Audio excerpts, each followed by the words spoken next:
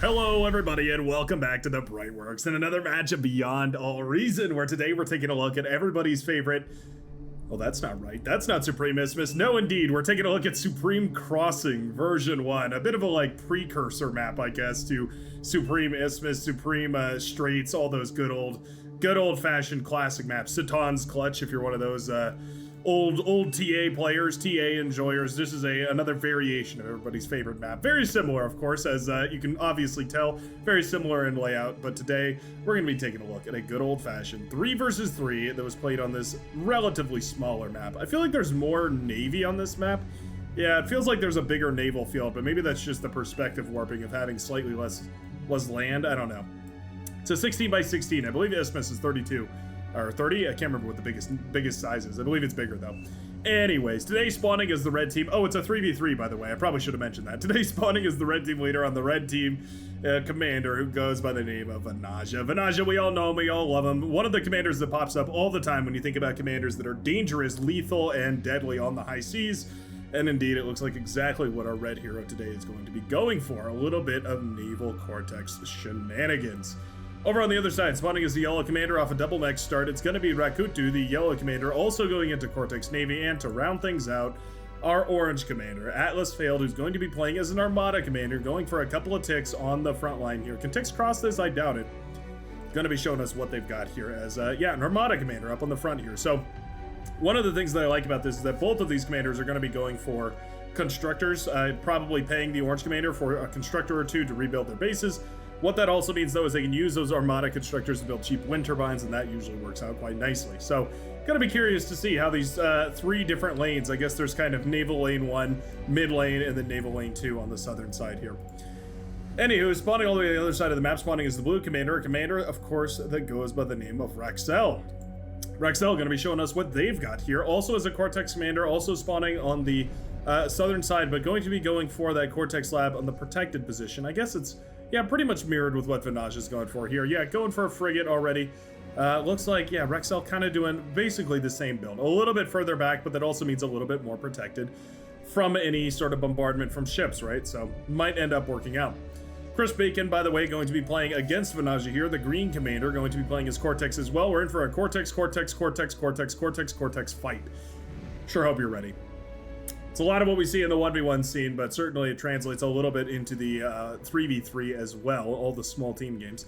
It's going to be core vehicles here for the Cyan commander, Assert, who's going to be playing in the mid lane here for the blue team, and I do have to mention that this is a little bit of an OS disparity, a little bit. 19 OS and 2 Chevron up against basically a 250 or 500 hours, I always forget the differences, but basically a very experienced player here. Certainly Assert is going to have their work cut out for them. Now, the good thing is going core bots against core vehicles rather, against armed bots does mean you have access to a lot of different units, like, for instance, the Pounder, that are going to be wonderful for stalling out a lot of those units. One thing I'll say, though, is that I prefer to see a couple of jellyfish here, the coastal torpedo launchers, mixed into the coastline here to try and defend against any kind of aggression that steps out into the water. Those coastal defenses are essentially tuned around taking down boats, but what that means is they do a huge surge of damage, and it means that they can take out any of those bots or vehicles relatively easily. Frigate's catching a gunboat here. It's not the end of the world, but it's definitely nice to knock out that support boat. Just make sure that you're not allowing any proper scouting or harassment into your naval sector here, as it looks like... where's the commander gone? Oh, Rexel sent the commander backwards. Interesting, okay. I would have expected we buy a constructor from the teammate in the midsection here, but apparently not the case. Rexel not really caring about that commander. I suppose it's not worth keeping the commander out in the middle of the map here in the water, but it is certainly interesting. Yeah, that build power would have been quite nice. We're using constructor boats instead to send out on, or to produce boats to send out onto the high seas. I wonder if that's going to be well worth it or not. I guess there's only one way we're going to find out. Pounder tank's quite nice, of course. Pounders and Brutes going to be holding the line here. Certainly sufficient to thwart a bunch of pawns and ticks. Not necessarily going to be great for assaulting the enemy base, sending it across the field and trying to attack here, but when you're dealing with such a tight choke point like you have on maps like this, Supreme Isthmus clones, you're definitely looking for all those units that can delay pushes and assert range superiority, so Shell Shockers and Wolverines, that sort of thing. Vanaj already harassing the green commander. We've got a mirror matchup here of one herring and 2 corvettes apiece, both looking to start expanding their domain. Destroyer headed out on the Navy here as well, though, for Venaja, marking the key difference between these two navies. We do have a third frigate under production, or just rolling out of the production bay right now, and a couple of constructors going around to claim those metal extractors. Venaja looks to be headed towards this island slowly but surely. Yeah, it means to claim that island right there. Locking down that little bit of metal right there is going to be important, obviously, because it's very difficult for navies to get up on land and harass all that sort of stuff. Yeah, definitely becomes tricky. I'll start now with a wall of LOTs to hold all this. Atlas failed, going to be going for a couple more of those. Anemone, the coastal torpedo launchers. I think a hybrid of both of these is going to be appropriate. Going for a couple of the torpedo launchers and a couple of the LLTs. The LLTs better for taking out the spammy units, and the torpedo launchers doing a decent amount of damage as well. They're good to mix in together. Technically speaking, this combination of units, this frigate ball right here, can do more damage against this composition that Venaja's got. It needs to take really, really nice and efficient trades, though, and that's very difficult to do when you're up against one of the best Navy players currently on the leaderboards. On the other side of the map, this is exactly the kind of engagement I was just talking about. 4 frigates going up against 1 right there, and you can see laying down the smack, taking down a whole bunch of these boats right here for the Yellow Commander. With no depth charge launchers here, it means it's free reign for anyone who gets a res sub out to the field right now. We have Rakunto's Commander moving forward to try and claim up some of this metal, and you can see nearly 1,000, in fact over 1,000 metal already in boats lying on the bottom of the ocean floor. Herring in a lot of trouble here now as the frigates get on top of it, and as soon as that herring goes down, you lose a lot of your vision range here. Gunboat goes down it causes problems for exactly the same reason. With the frigate under fire as well, the commander trying to support, and it's doing a good job repairing up that frigate.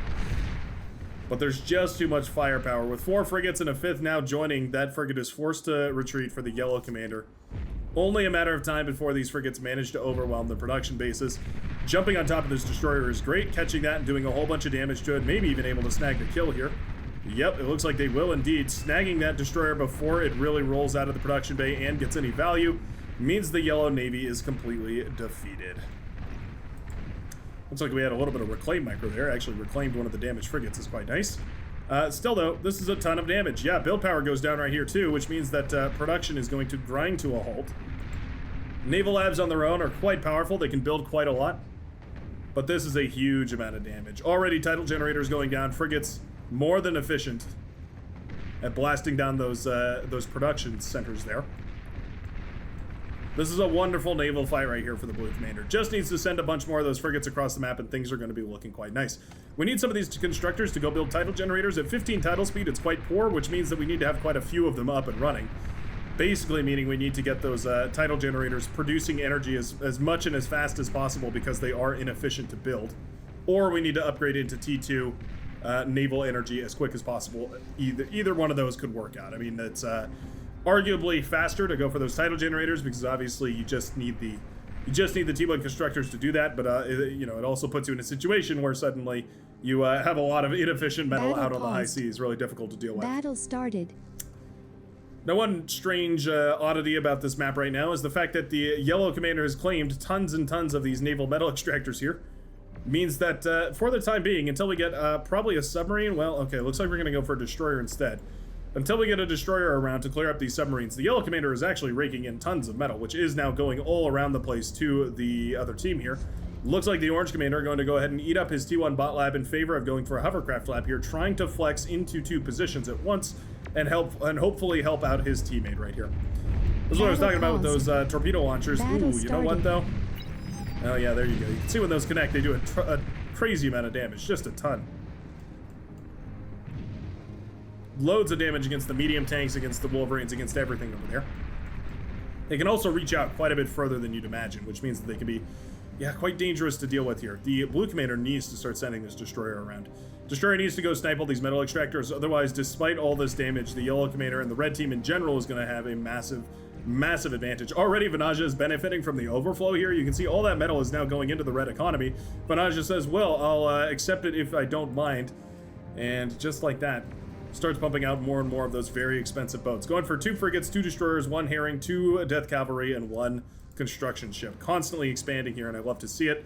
Going for some more of those tidal generators as well, and mostly just trying to make sure that any of that metal that does overflow is going to be spent nicely. An air lab here for Rakuto. I like that quite a lot. Of course, going into those shuriken can be quite powerful. Atlas failed. Actually in a little bit of trouble here. It only takes a single destroyer to blast down a commander. The cloak here will keep it safe for as long as there's energy to do so.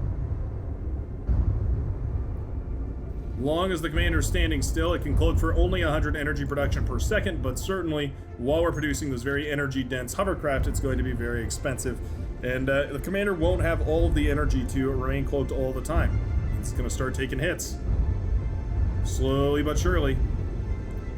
Now 2 destroyers are in the mix, and it means that flanking bonus is going to activate. Oh, and you can see just how much faster it is. Destroyers now rattling that commander's cage, 11%, 6%, and I do believe, boom, goes the orange commander, the first commander kill of the game on the southern side, brought low by 2 of these bad boy oppressors. Metal extractors need to be sniped here. This is of the utmost importance that these metal extractors are sniped. The blue commander desperately needs to get those under control right now. Oh, going for tidal generators in the pond, I see. I was wondering where the energy production was. I was so confused where the blue commander was getting their energy from. Building the tidal generators in the pond. What a cheeky play, of course, because it means that, yeah, you're going to be obviously producing those in a spot where no Navy units are going to be able to harass you. Still, though, seeing these metal extractors up and running has me a little bit scared. Shell Shockers blasting away over here at this anemone, trying to blast down this coastal torpedo launcher, doing a great job of it, of course. 25% per blast, not bad whatsoever. More or less, depending on whether they actually hit their target or not, of course, but you know, there's only so much room for accuracy in this game. The other half of the equation is simply more bullets on the field. Oof. Connecting with the army is important too, though. We need to focus this down. Oh, 1% remaining on this coastal torpedo launcher. If that had been blasted out, I think this all would have been worth it. Unfortunately, it has not been. Crispy Bacon has kept up production right now, is continuing to pump out many frigates. We also have some destroyers in the mix here as well, but the Navy for Vanaja is just looking ever so slightly larger. One of the things that I noticed, one of the ways that you can micro these Navy fights to make them ever so slightly better is just by taking these units and selecting the set fire command, so they'll target specific boats down. That way you're making sure that all your guns are firing efficiently. It helps you activate that snowball ever so slightly faster. Whoops, pardon me, didn't mean to yank the camera away like that. There you go, you can see boats going down left, right, and center right now. Massive naval engagement, my goodness, I think that's the clip. I think that's the clip right there. Beautiful Navy fight right there, and you can see fighting in the retreat right now. Vanaja's very comfortable with the way that this is going. And just like that, about half the Green Army demolished with about 25% of Vanaja's forces. Yeah, not even really... What is jumping the camera around right now? Sorry about that. Anywho, needless to say, this is an overwhelming, oppressive naval victory right here from the Red Commander, who has now thoroughly outmatched his Green compatriot, or his Green opponent, I should say, and is now going to be going in for the kill. Crispy Bacon knows he's beaten, decides to self-destruct here. Ooh, accidentally cancels and recancels, and yeah, there we go. Ooh, is there gonna be enough time? Oh, just barely not enough time for the self-destruct. I think with that accidental cancel, it didn't end up working out. Res Sub's now eating up all that metal, and you can see the metal bar filling up right now for the Red Commander. We need to either drop... Oh, I was gonna say, we could drop a T2 naval lab, but instead, going to be going ahead and going into some of those naval seaplanes. All right, not bad. Naval seaplanes very powerful, of course, because of their ability to... Yeah, their ability to attack from weird angles, and they're also a little bit better than regular planes, just the T1 planes. Most of the metal extractors cleaned up over here, by the way. We need to go take those with a bunch of constructors. The Blue Navy moving in. Yeah, we have a lack of scouting right here. We don't realize that the base is over in this direction. Oh, we are going to peel a frigate off to go check it out, though. I think as soon as that frigate discovers that there's actually a base over here, it's going to be a killer play. Oh, yeah. That's quite nice, actually. Yep, Blue Navy turns to engage this immediately, and just like that, the Red Navy is called back, but already the blue boats are headed towards the base. Oh, no. What a disaster. Not realizing that the Blue Navy was just moments away from the door here. No radar coverage here, I suppose. And just like that, suddenly Vanaja's entire base comes under fire. What a turnaround. The air lab goes down. We need to take out all those production. If we can take out the naval lab, and if we can take out the build power here, that's going to be wonderful. The shuriken in the air are causing loads of problems. The frigate's pulling into the coast here, into the bay. Trying to find whatever value they can. I think they've got it, though. Yep, there goes the build power. Constructor needs to go down here as well. There we go. Constructor falls means the build power is going to take a while to get back up and online. What a funny little play. Yeah, using those naval units that are otherwise antiquated from the T1 era and going ahead and going across the sea to go do some damage. I like it. I like it quite a bit. It slows down that seaplane transition right here a lot, which does mean that things are going to be a lot harder to try and maintain. A couple of those torpedo gunships up and running. The Monsoon torpedo gunships are quite bad. They're quite a bit worse than the Puffins that Armada gets.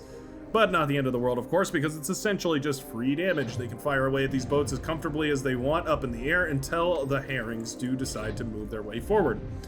Once the herrings are there, though, these boats do have to pull back, at least cautiously anyways. They have to be very careful about where and when and why they engage.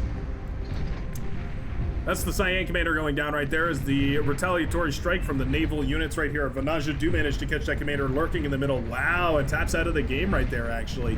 What an unfortunate moment for the Cyan commander to tap out of the game. Still at a full front line, and the entire base was still up and running. The green commander takes over immediately, which is always great to see. There's coastal torpedo launchers putting in work right now as well. But ultimately, that is several thousand, nearly 6,000 metal worth of T1 boats blasting away at effectively a couple hundred static defense. T2 vehicle lab was coming up right here. I don't mind it, although I think the positioning could be a little bit better. Obviously, this was set up before Crispy Bacon took over, pardon me, took over the base over here. We do have quite a fleet of bombers headed out already as well. Yeah, Shuriken's looking to get engaged. The herrings blasting down as many of them as they can, but of course, there is a certain volume you hit of Shuriken where you can overwhelm them. Not this case, though, and indeed, more of those blue boats head across the field.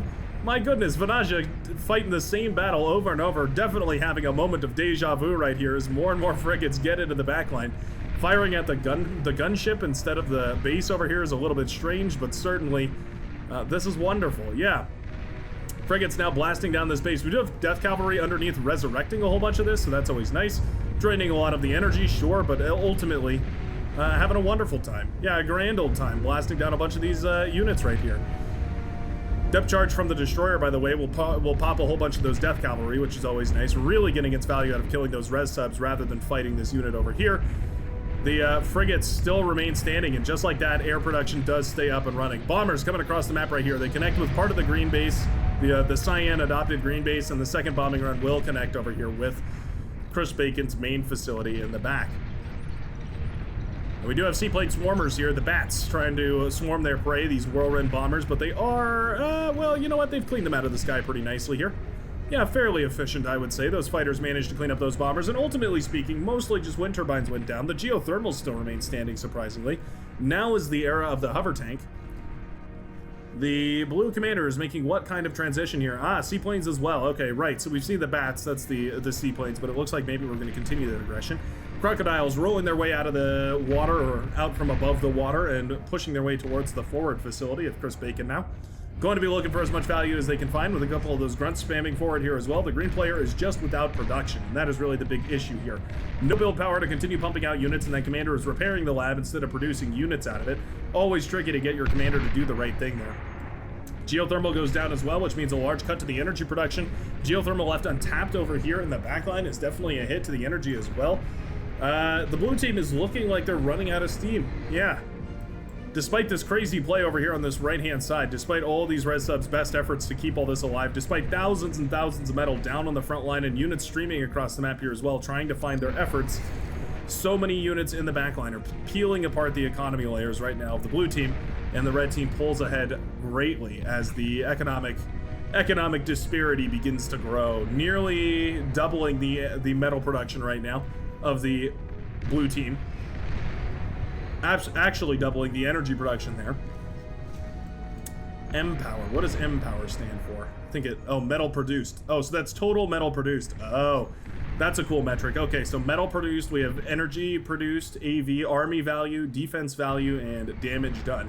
See, the damage numbers are virtually identical right here, but the defense value is 350 times higher for the blue team than it is for the red team. That means there's 300 times more static defense on the blue side of the field than the red side of the field. That might sound good, but that's actually a bad thing. You can see 1.2 thousand metal has gone into static defenses rather than into units. Meanwhile, the total metal produced is Yeah, several tens of thousands higher than the blue teams here for the red team. And the crocodiles are happy to let you know it. Not a particularly efficient unit, but when they get into the backline, peel apart all your converters and all your turbines and all your constructors, yeah, it's going to be pretty difficult to disparage such efficiencies. Green mech is in the water, by the way, still up and running. One yellow mech still up and running as well, by the way. We do have a constructor finally moving out to build all these metal extractors. Feels like it's been ages for the blue commander who's had those constructors available and just hasn't taken advantage of them. Pretty much every time I win the naval fight on Supreme Isthmus, I feel like the first order of business I always do is queue up maybe 10 constructors and go like this. I just build one of these, hold spacebar to distribute that command between all the constructors and just let it go. Just build a massive field of tidal generators and let it all fly. Obviously slightly different on this map where the tidal speed is slightly less efficient, right? It's quite a bit lower.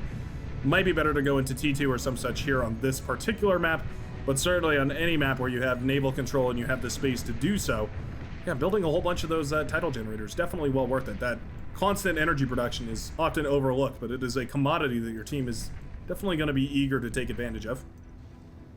Fighter shot down right here by the bats. The bats are quite good. Relatively cheap, relatively fast, relatively high damage. They're essentially a T1.5 unit. Means they're quite good against those T1 Valiant defensive fighters. They're 73 metal versus the 90 metal, but certainly you get about double the value, maybe a little bit less, maybe 1.7 the value here. Ooh, catching the bombers over there is nice too. Yeah, bombers grounded right now, but they do get shot down by the fighters over here, and look at that. Gunships going across the map right here. They do find Rakuto's commander, and it's completely unguarded just like that, down to 0% HP for the yellow commander.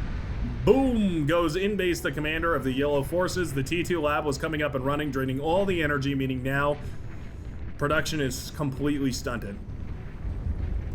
Fighter planes still guarding all these gunships too, and my goodness, don't call it a comeback, but it looks like the blue team has found their angle right here, popping the T2 lab and taking out all that metal of the red economy right here. Metal storage under fire as well as the geothermals here, and if these gunships continue their rampage, there's really nothing that the red team can do. T1 lab comes under fire here as well. The Gauss cannons on those gunships don't mess around, and just like that, the yellow base is down. We need to keep them moving, though. We need to continue this damage across the bases here. If we can pop all these metal extractors and take down this entire lab section over here, well, that's a lot of anti-air over there, actually. Yeah, maybe not so much over on that side, but it's certainly this yellow base and this orange base. There's more anti-air coming up in base here as well. Meanwhile, Navy Force has learned from their enemy's strategies here. Vanaja resurrecting those boats and thinking, if you can do it, I bet I could too. And just like that, frigate's now overwhelming the exact same setup right here that Raxel is using, that Vanaja was currently set up with. Cutlass continuing to try and blast down this base over here. Not bad. Don't mind it whatsoever. Metal extractors continuing to fall. Fighters blasting down everything over here that they can as well. Loads of these metal extractors are definitely exposed. Like, we could certainly pop these 4, maybe these 2, maybe these 2.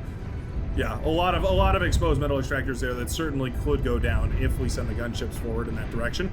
Obviously, a little bit of a heavy APM toll here for Raxel, who's also trying to manage this fight on the front lines. This, unfortunately, losing engagement right here. Yeah, I was gonna say maybe I was wrong about that, but it looks like the thugs can't really keep pace with these crocodiles here. They are tanks after all.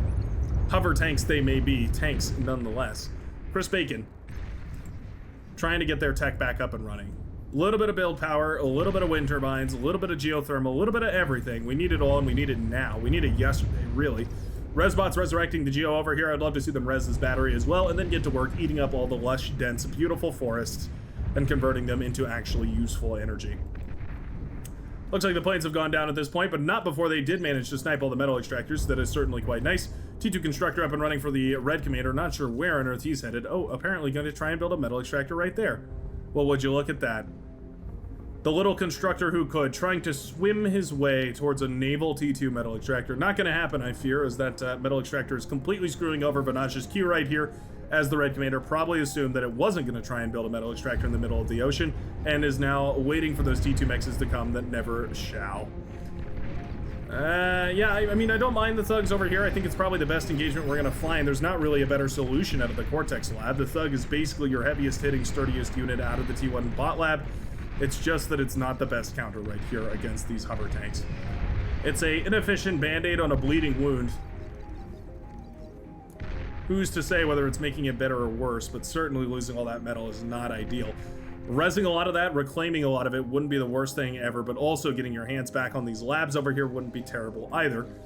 The Orange Commander, now with a hover tank navy, I guess is going to start harassing from all over the place, and with a full production basis set up out here in the high seas, no longer harassable from shore.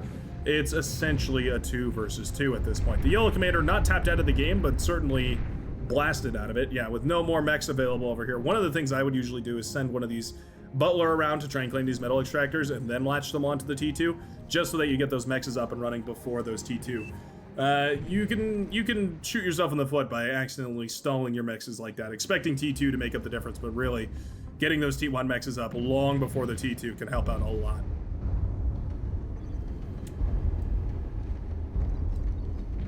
What are we going to go for as a bit of a game ender here? It looks like only one commander remains standing right now for the red team. It's Vanage's commander, and it's over on the island over here on the left-hand side. Certainly vulnerable to certain sorts of harassment, like bombing and gunships and that sort of thing. But there are a couple of fighters up in the air. There's a couple of gunships as well. Those Cutlass, very dangerous, of course, and very difficult to shoot down if you're just using T1 and they're trying to focus those Cutlass down, but bats are swarming you. For the blue team, there is no such T2 luxury. All of the seaplanes have been blasted down. This metal lying over here is really bothering me. Now's the time of the gunships, though. They start flying forward. We need flak trucks, and we need them today. 470 metal, 10,500 energy in order to build one of those flak trucks means they're not terribly expensive. Certainly not as expensive, for instance, as a regular flak turret. We're going to go for eradicators instead. I don't mind the eradicators, and certainly they have quite a bit more range, but I suppose you could say that the flak truck has infinite range because, of course, it can move. Yeah. There we go. Eradicator does come up, and it's going to start firing away those heavy anti-air missiles. It does a little bit of AoE as well, which is always nice, but not necessarily super important when going up against gunships. Much more important against bombers when they tend to concentrate their fire. But this is the issue. The units can just outrun your static anti-air defense rather than the flak truck, which could potentially chase them down. Means that the gunships are going to be going to town over on the eco centers over on the right-hand side. Meanwhile, the Navy and the hovercraft are dismantling everything on the front. T2 lab coming up and running. We do have a SAM turret here to try and protect. The SAM turret's not the end of the world. They're quite good, actually. They fire basically a steady stream of missiles. Very annoying to deal with, certainly, but not necessarily the highest damage unit. Yeah, what was that? 3 blasts to take down a bat, though? Not bad. There we go. Cutlass will be targeted down now. Oh, maybe not. There we go. Seaplanes have been mostly mopped up at this point. Raxel does manage to get out into the water and start eating up some of this wreckage over here. There's about 2,000 wreckage. He's eaten up about half of it, maybe a quarter of it. T2 lab up and running right now for the blue commander. We also have T2 up and running for the green commander, starting to try and get those T2 mexes up and running. Like that quite a lot, of course. Those T2 mexes are so powerful. Getting them up and running means you have a decent shot of pulling yourself back into this economy. You can see, again, the metal produced, still a massive lead right now for the red team. They have more resources to put on more parts of the map here. SAM turret continuing to put in good work, actually. Don't mind that whatsoever. Fighters coming in to save the day here as well as those gunships continue to get blasted into the sky. More and more of them getting shot down here, and I'm starting to wonder if the age of the Cutlass is finally running out. Still finding value wherever they can, though. Certainly blasting down a couple of T1 units when they can. Not the end of the world here. Crocodile's pushing forward, and the unit production has not been existent. It's been non-existent, you could even say. Massive chain reaction on those E-converters right there means that suddenly, just like that, the green economy, or rather the green constructors expanding the economy, do go down in a single big puff of smoke. Salamander is going to be the weapon of choice right now from Chris Bacon, going to be trying to go for some of those heat rays, warming up the bacon, I suppose you could say. But already those crocodiles continue to destroy this base over here. Commander goes down, meaning one commander apiece right here. Oh no, pardon me, the red commander's actually resurrected a comm. There it is. Atlas failed, resurrected the comm back here to bring things a little bit off of the edge. Yeah, trying to save the day. Ooh, our XL's commander's very exposed. Oh no. Blue commander exposed right now. We don't see it. I believe the red navy doesn't see it anyways. Yeah, we're very close. Oh, the single herring almost detected that commander waddling its way under the seas over here. Had we scouted that, I almost guarantee you that Vanaja would have dived it with these 4 destroyers right here. More than enough to kill that commander. Red Sub's picking up this commander on the coastline here as well. Vanaja intentionally choosing not to reclaim this right here. using it as a safeguard should the other commanders go down. Obviously, in a 3v3, when killing your enemy's commanders is the name of the game, every commander that you can resurrect is worth quite a bit more than, say, for instance, an 8 versus 8, right? Very important. We have a naval constructor going around building these metal extractors here as well, and it's one of those signs of the best. One of those things that the top level players never forget to do is make sure that they are constantly grabbing the metal extractors. No matter what state the game is in, if there's the option to build a metal extractor, they're 100% going to take it. It's one of the things you have to prioritize because it adds up so quickly, so efficiently. 50 metal per second means even a low efficiency metal extractor is going to pay itself back in just a minute or so. Calm down right here restricts the build power, but we do have tons of cons over here. Yeah, we're not rebuilding the build power here, which is a big shame. Also need an e-storage here. That's one of the things that I'm steadily learning as I'm getting more and more comfortable in this game, is that e-storages are great. Yeah, especially one in the early game can help you get over some of those really rough early e-stalls, like T2 metal extractors, for instance, which take 8,000 energy to build. A single T1 e-storage gives you, I believe, 6,000. Yeah, so it brings you a lot closer. Puts you about 7,000 energy. Means it takes quite a bit more to actually stall out your economy. Means you can get those things up and running quite a bit quicker. Res Sub Fleet continuing to resurrect the commanders, and now the red team is definitely in the driver's seat. Pulling in about 110 metal per second versus the blue team's 46 means that they need only continue producing units and then send them across the map. We do have a T2 Naval lab here, as well as dual hovercraft production. All very expensive, right? All very, very expensive. But again, just like I was saying, the efficiency here is so tremendously in the favor of the red team that they don't really need, or the production, I should say, is so egregiously in the favor of the red team. It doesn't really matter how wasteful they want to be. As long as their units are trading against the opponents, things are going to be all right. Bird Eater Anti-Air does eventually get blasted down here by the grunts, which is quite nice. It means that the shurikens can move in now.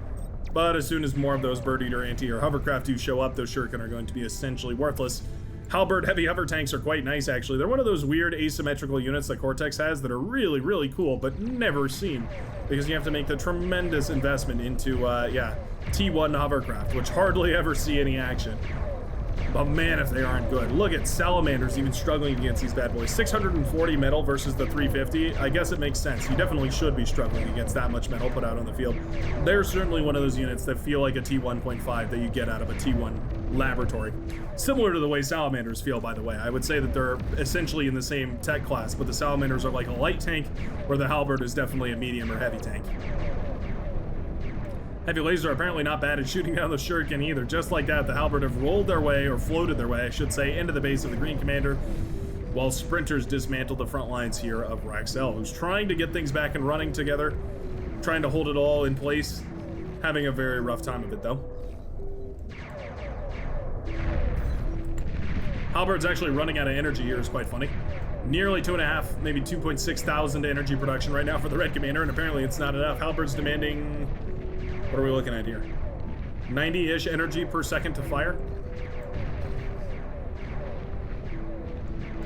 There really isn't much, but over this many halberds all firing simultaneously, it definitely adds up pretty quickly. At this point, it's a grand total of 6 halberds. Yeah, I would say adds up quite quickly here. That's easily 600 energy per second. Still, though, my goodness, these things are brutal. Even blasting down fiends with relative efficiency here. Halberd is underutilized by most players. It's literally a floating sumo. And I think I have to agree. Because my goodness, this thing has got value. Nearly 5,000 HP. A heavy laser tower strapped on each head. What a brutal, brutal unit. Halberd's float a little too close to the sun there. Do get degunned down by Raxel, but it does open up the opportunity for more and more units to push forward. T1 units blasting down the T2 infrastructure, always a little bit strange. Not something that's usually supposed to happen. 999+% advantage right now for the red team. Reclaiming a whole bunch of the metal, or the metal waste right here from the blue team's side of the map. Going to be reclaiming. I would love to see a res on that geo, actually. We are going to reclaim it, it looks like. Yeah, Orange Commander not paying attention to the res bots over here, just giving a general issue reclaim command. Not the end of the world, but yeah, certainly eating up that geo might have been, or reclaiming that geo might have been nice. Rexel D-gunning whenever he can, but this is the last commander of the blue team, essentially the last hope. And those Rocketeers are looking to be heroes.